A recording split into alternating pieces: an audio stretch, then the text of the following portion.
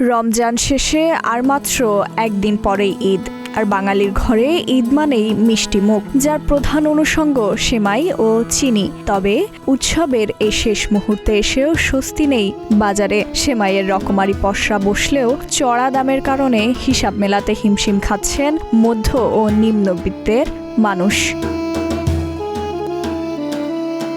বাজারে সাজানো হরেক রকমের সেমাই, লাচ্ছা থেকে লম্বা চিকন সেমাই, প্যাকেটজাত কিংবা খোলা, সবখানেই ক্রেতাদের উপচে পড়া ভিড়। তবে দোকানের সামনে দাঁড়িয়ে দাম শুনেই থমকে যাচ্ছেন অনেকেই।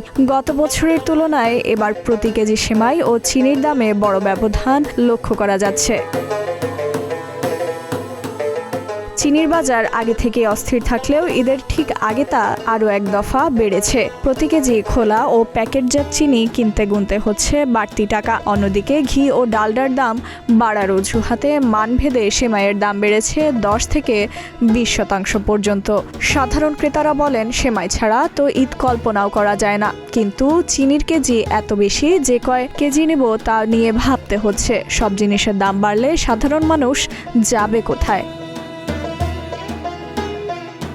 বিক্রেতারা বলছেন, পাইকারি বাজারে সরবরাহ কম এবং কোম্পানিগুলোর রেট বেশি থাকায় তাদের করার কিছু নেই। প্যাকেটজাত সেমাইয়ের গায়ে লেখা দামেই বিক্রি করতে হচ্ছে, আর খোলা সেমাইয়ের ক্ষেত্রে পরিবহন খরচ বেড়ে যাওয়াকে দায়ী করছেন তারা। এদিকে বাজার মনিটরিং টিমের দাবি, তারা নিয়মিত তদারকি করছেন। তবে অসাধু ব্যবসায়ীদের কারসাজিতে উৎসবের এই সুযোগে পকেট কাটা যাচ্ছে সাধারণ মানুষের। মিষ্টির আবহে এই তিতকুটে দাম যেন ঈদের আনন্দকে কিছুটা হলেও ফিকে করে দিচ্ছে।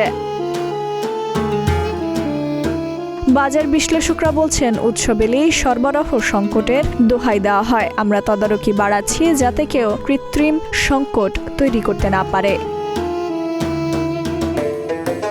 হাজারো হিসাব নিকাশ আর চড়া দামের মাঝেও বাঙালির ঘরে সেমাইয়ের সুবাস ছড়াবেই।